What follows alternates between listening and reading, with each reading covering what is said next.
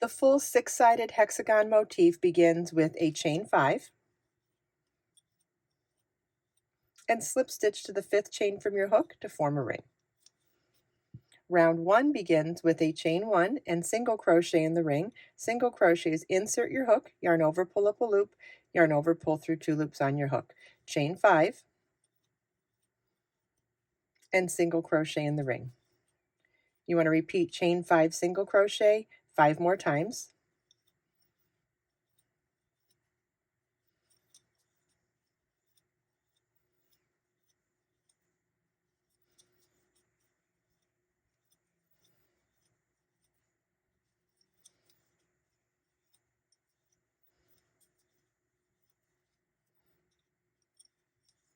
Well, actually it was 4 more times. We needed a total of 5 chain 5s in the ring, and our 6th chain 5 space is going to be modified chain 2 and double crochet to the first single crochet at the beginning of the round to join. Yarn over your hook, insert your hook, yarn over, pull up a loop, yarn over, pull through 2 loops on your hook, yarn over, pull through 2 loops on your hook. That's a double crochet. At the end of round 1, you should have 6 chain 5 spaces, the 6th one being the chain 2 double crochet that counts as a chain 5 space. And the reason we do this is to position ourselves in the top center of that chain 5 space for beginning round 2. Round 2 begins with a chain 1 and single crochet in that first chain 5 space, chain 5, and single crochet in the next chain 5 space. You want to repeat this all the way around.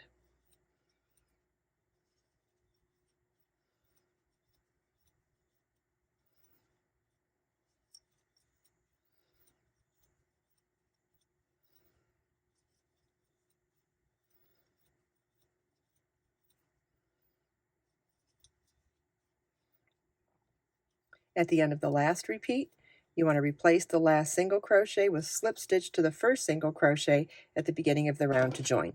And this is what your work should look like at the end of round 2. You should have 6 chain 5 spaces. Round 3 begins with slip stitching into the first chain 5 space, chain 3, which counts as our first double crochet, then work 4 more double crochets in that same space.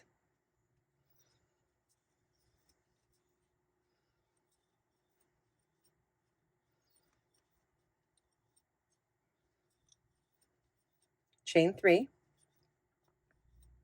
and 5 double crochets in the next chain 5 space.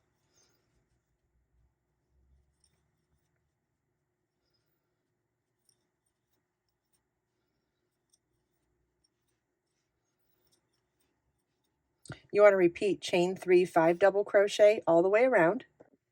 At the end of the last repeat, we're going to modify our last chain 3 space with a chain 1 and half double crochet to the top 3rd chain of that chain 3 that counted as our first double.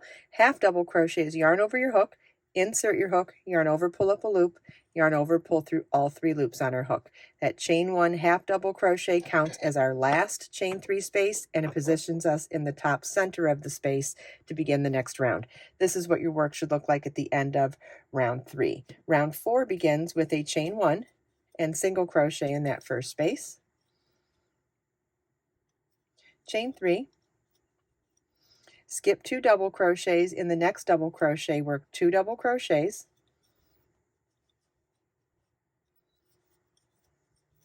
chain 6, slip stitch to the 5th chain from your hook, chain 1, and then 2 more double crochets in that same double crochet. Okay, so we did kind of like a modified V-stitch with the large picot in the center. Chain 3, skip 2 double crochets and single crochet in the next chain 3 space, chain 3, and you want to repeat this all the way around.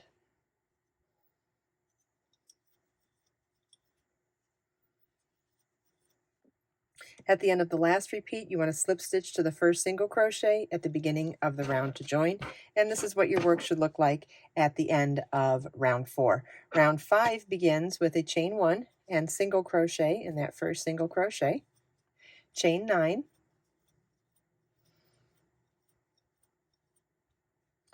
In the chain 5 picot up here, we're going to work a 3 double crochet cluster. 3 double crochet cluster starts with a yarn over, insert your hook, yarn over, pull up a loop, yarn over, pull through 2 loops on your hook, yarn over, insert your hook in the same space again, yarn over, pull up a loop, yarn over, pull through 2 loops on your hook, yarn over, insert your hook in the same space again, yarn over, pull up a loop, yarn over, pull through 2. We now have 4 loops on our hook, yarn over, pull through all 4 loops on our hook. That's a 3 double crochet cluster. Chain 9, and single crochet in the next single crochet. You want to repeat chain 9, 3 double crochet cluster, chain 9 single crochet all the way around. At the end of the last repeat, we're going to replace the last chain 9 single crochet with chain 4 and double treble crochet to the first single crochet at the beginning of the round to join. Double treble starts as a yarn over 3 times, insert your hook, yarn over, pull up a loop, yarn over, pull through 2 loops on your hook, yarn over, pull through 2 loops on your hook, yarn over, pull through 2 loops on your hook, yarn over, pull through 2 loops on your hook. That chain 4 double treble counts as our last chain 9 space, and this is what your work should look like at the end of round 5. Round 6 begins with a chain 6, which counts as a double crochet chain 3, and we're going to work 5 double crochets in this next chain 9 space.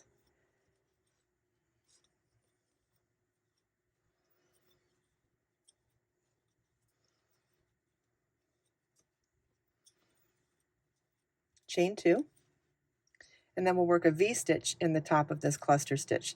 V-stitch being a double crochet, chain 3, and double crochet. Chain 2, 5 double crochets in the next chain 9 space,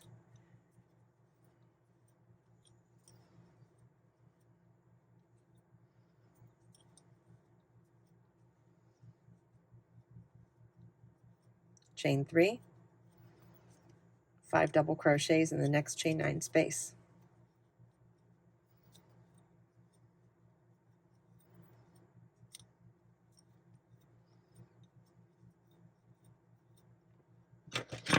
and you want to repeat this all the way around. Okay, remember when we were at the beginning of the round, we started with a chain 6 that counted as a double crochet chain 3.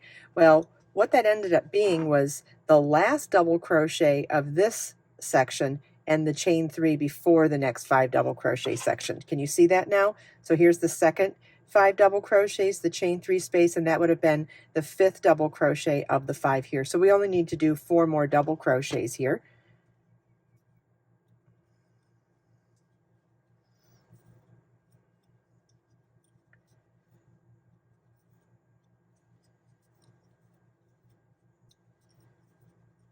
And then we slip stitch to the 3rd chain of that beginning chain 6 to count as joining it to the double crochet portion. And so this is what your work should look like at the end of round 6.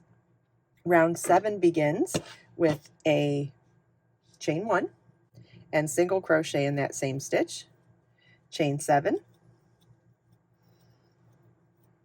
single crochet in the next double crochet, chain 7, skip 3 double crochets and single crochet in the next double crochet, chain 5, in the next chain 3 space work double crochet, chain 3 double crochet, chain 5, single crochet in this next double crochet, chain 7, skip 3 double crochets and single crochet in the next double crochet, chain 7, single crochet in the next double crochet, chain 7, skip 3 double crochets, single crochet in the next double crochet, chain 5, and in the chain 3 space here we're going to work double crochet, chain 3 double crochet.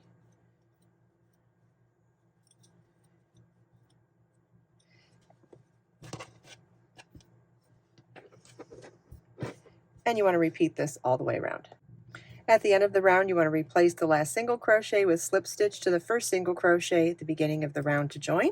And this is what your motif should look like at the end of round 7. And this completes our motif, so you can fasten off at the end of this round. When you're joining this motif to other motifs, you're going to be joining from the chain 3 space corner to the chain 3 space corner on any given side. And all you'll need to do to join it to another motif is to replace the chain spaces with corresponding chain joins. What does that mean? A chain 3 space would turn into a chain 3 join, which is chain 1, slip stitch, chain 1. Then the chain 5 spaces would be replaced by chain 5 joins, which is chain 2, slip stitch, chain 2.